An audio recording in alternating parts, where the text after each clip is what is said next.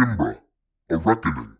New Zealand singer-songwriter Kimbra is back with her fourth album. Most of you probably know her off of her debut song, which was with Gautier, called Somebody That I Used to Know. It earned her a Grammy back in 2011. On her newest album, Kimbra has decided to ditch her record label and go independent. She also teamed up with an experimental producer, Ryan Lott, from the band Sunlux, who recently composed the score for the film Everything Everywhere All at Once. He's nominated for 2 Oscars for the score of that film. One for original song and one, of course, for the score. I've been a casual fan of Kimbra for years.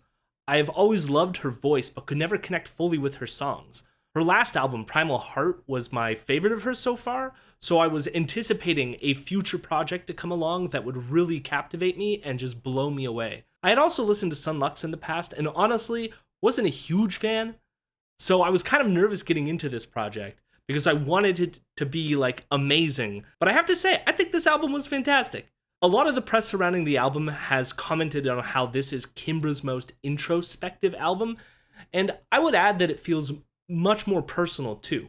One of the things that I didn't like about Kimbra's previous albums, even though her singing was great, it didn't feel personal, and you could sort of like hear it in her voice. But on this album, every song feels like it means something to her. Like you could just tell in like the timbre of her voice that she really cares about these songs.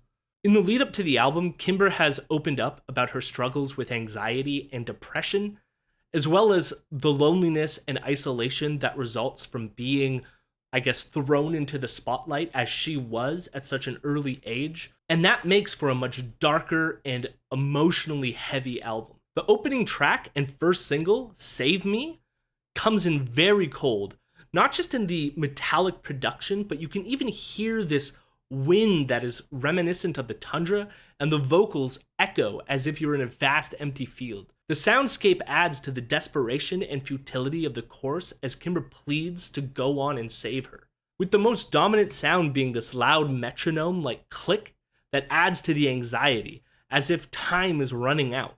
It is a haunting yet beautiful song and a stellar introduction to this album. This leads into the song Replay, which is the second single off the album.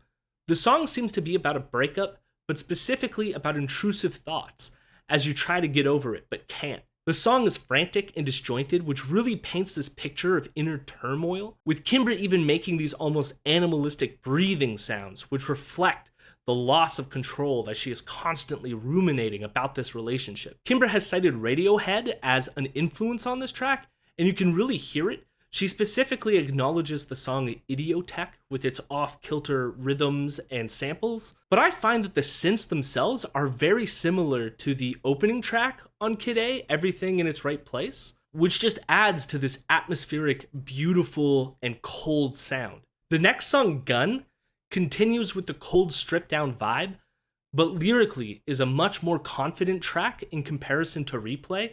I would call this song a banger, if you will. It hits hard, it's noisy, aggressive, just another incredible song. We then get The Way We Were and New Habit, which are more conventional pop songs.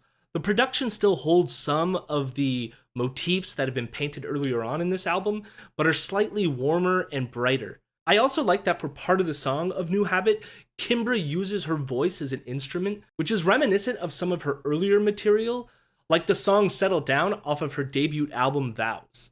I don't know if it was intentional, but it feels like a kind of throwback to her fans, which is nice, but it also sounds cool utilizing your voice as an instrument. It's just something I've always respected about Kimbra. The next 2 songs, GLT and LA Type, are more hip-hop influenced.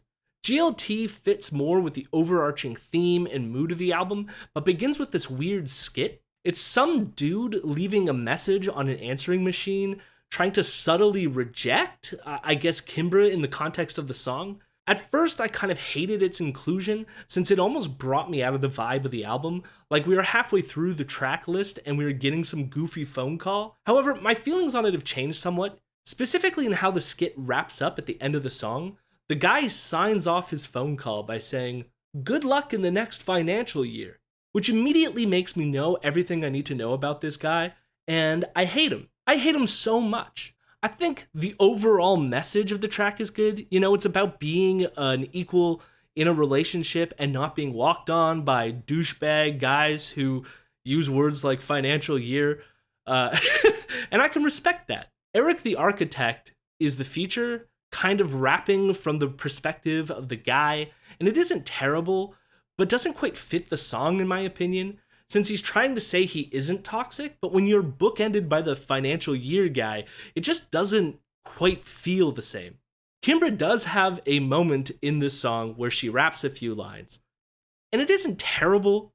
I can respect her for trying some new things, but it definitely was not my favorite moment on this album. This is probably my least favorite track on the album, but I don't hate it. LA Type musically fits less thematically on the album, since it has more of a funk sound which stands out compared to all the other tracks, but it still slaps pretty hard. Lyrically though, it still fits with the overall theme of finding independence and rejecting fame and the loneliness of celebrity culture. Tommy Raps really shines on this track. He has this sort of laid back flow that pokes holes in the contradictions of trying to reject fame while we all kind of want it. It fits well as a playful counterbalance to Kimbra. The song, however, ends with this verse by Pink Sifu, where he raps about how the real LA, in contrast with Holly Weird, is actually great, and I don't feel like it matches the mood of the song. Both songs, GLT and LA Type, have grown on me over time, but I get why they might not appeal to everyone.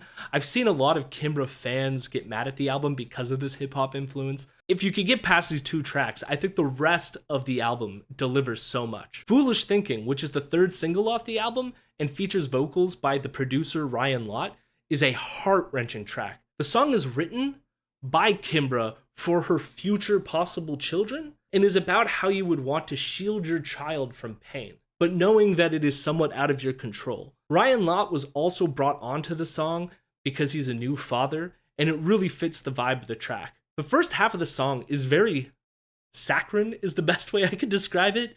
It's very sweet. It's almost too sweet and too sincere, but in a way, it works with the second half of the song, which sort of saves this feeling of being too sweet. It's like the sweetness of the song needs to be there in order for the back half of the song to fall apart in the way that it does. But the melody, the tune of this track, as it just sort of like caves in on itself, is just so devastating.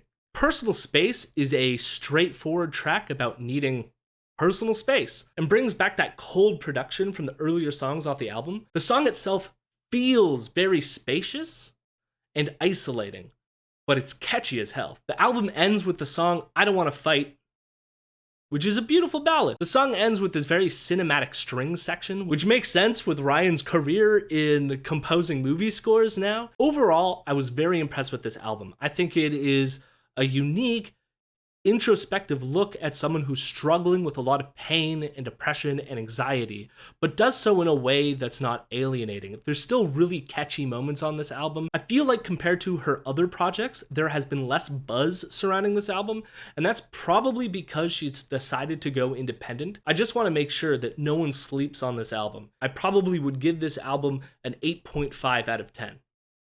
So there it is, my first music review.